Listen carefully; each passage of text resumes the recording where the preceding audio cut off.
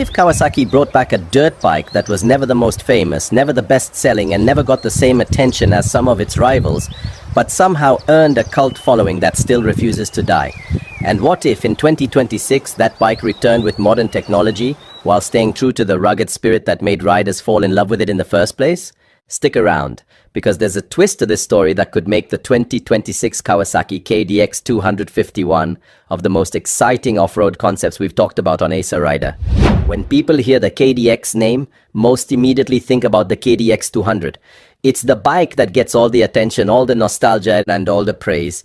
But hidden behind that popularity was another machine that many experienced trail riders quietly preferred, the Kawasaki KDX 250. It was bigger, stronger, and offered a different kind of riding experience. It wasn't just a beginner-friendly trail bike. It was a serious woods machine with enough power to challenge experienced riders while still maintaining the approachable personality that made the KDX family famous. And honestly, this is where my personal opinion comes in. If Kawasaki ever decides to revive the KDX lineup, I think the KDX 250 has even more potential than the KDX 200. The reason is simple. The market has changed. Riders today want more versatility. They want a bike that can handle technical trails, open fire roads, weekend adventures, and even occasional dual sport duties. A modern KDX 250 could fit that role perfectly. The original KDX 250 had a reputation for delivering strong power without becoming a handful. It had the heart of a serious off-road machine but still felt manageable compared to motocross-focused bikes. That balance is exactly what made it special. Now imagine Kawasaki bringing that concept into 2026. The first thing you'd probably notice is the design. Kawasaki would almost certainly keep the iconic KDX identity alive. The bike would wear that unmistakable Kawasaki green but with a more modern and aggressive look. The bodywork would be slimmer, sharper, and cleaner. A high front fender, compact side panels, and a flat seat would preserve the classic enduro profile. Personally, I think Kawasaki should avoid over-designing it. One thing that made the old KDX models attractive was their honesty. They looked functional because they were functional. Every piece had a purpose. A modern KDX 250 should continue that philosophy instead of chasing flashy styling trends. LED lighting would likely make an appearance if the bike were designed for dual-purpose use in some markets. A lightweight digital display could provide essential information without cluttering the cockpit. But beyond that, I hope Kawasaki keeps things simple. And simplicity is something I genuinely believe riders are starting to appreciate again. Now let's talk about what everyone really wants to know, the engine. This is where things get complicated.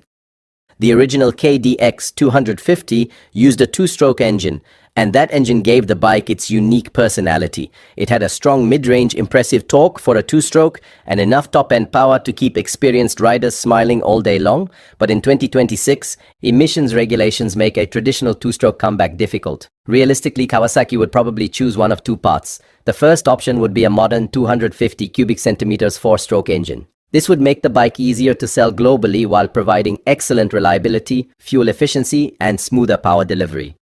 The second option, and the one I think would get enthusiasts incredibly excited, would be a modern fuel-injected two-stroke developed specifically for off-road use. Now, I know that sounds ambitious, but we've already seen manufacturers experimenting with cleaner two-stroke technologies. Imagine a modern KDX 250 that keeps the lightweight feel and explosive character of the original while meeting modern standards. Honestly, if Kawasaki announced something like that tomorrow, I think the off-road community would lose its mind. Because let's be real, there's something special about a two-stroke. The sound, the smell, the instant throttle response, the way the power suddenly comes alive beneath you. It's not just transportation, it's an experience, and as someone who loves motorcycles for the emotions they create, not just the specifications they produce, that's something I never want to see disappear. Now, regardless of which engine Kawasaki chooses, performance would be the heart of this machine. A modern KDX 250 would need to remain lightweight. That's absolutely critical. One of the biggest reasons riders loved the original KDX models was how manageable they felt. You didn't need professional level skills to enjoy them. You could ride technical trails, navigate rocky sections, and spend hours in the woods without feeling completely exhausted. That's something modern adventure bikes often struggle with. They're capable, yes, but they're also heavy. The KDX philosophy was different. Lightweight equals confidence. Confidence equals fun. And fun is ultimately why most of us ride. The suspension would likely see major improvements compared to the original. Modern long-travel forks and an advanced rear shock could transform the bike's capabilities. Kawasaki already has experience building highly capable off-road machines, so adapting that technology to a revived KDX platform wouldn't be difficult. I can easily imagine this bike excelling in tight woods, rocky trails, sandy sections, and even faster open terrain. In fact, this is where I think the KDX 250 could carve out a unique position.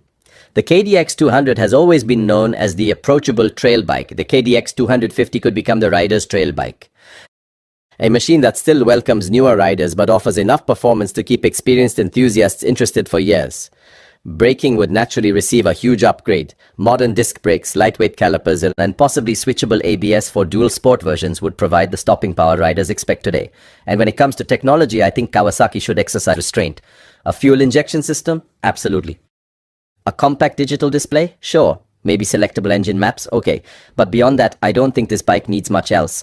One of the reasons riders still talk about the KDX series decades later is because those bikes felt mechanical, they felt connected. You weren't managing electronics, you were riding. And that's something I personally hope never changes. Now let's talk about who this bike would be for. The obvious answer is trail riders. But I actually think the audience could be much broader.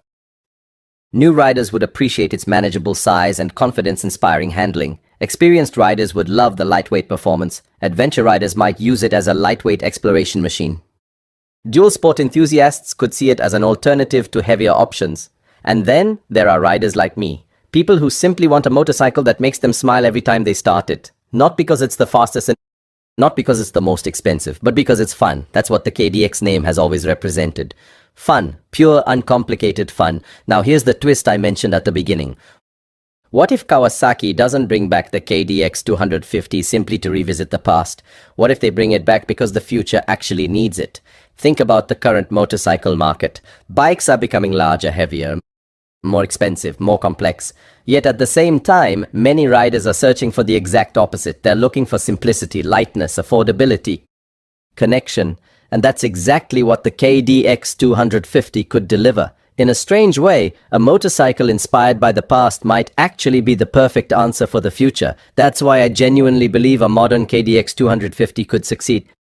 Not because of nostalgia, but because the original philosophy behind the bike is still relevant today, maybe even more relevant than ever. So now I want to hear from you. If Kawasaki unveiled a brand new KDX 250 tomorrow, would you want a modern 4-stroke version?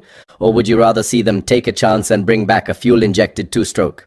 Let me know in the comments because I honestly think this debate would divide the entire off-road community. If you enjoyed this video, make sure you hit that like button, subscribe to Acer Rider, and turn on notifications so you don't miss any of our upcoming motorcycle concepts, deep dives, and legendary bike revivals. And before we finish, a quick disclaimer. The 2026 Kawasaki KDX 250 featured in this video is not an officially announced Kawasaki motorcycle. This script is based on historical models and industry trends, enthusiast expectations, and personal opinions, combined with AI-assisted concept development for entertainment, discussion, and creative visualization purposes. But if Kawasaki is listening, I think a lot of riders would love to see this legend ride again.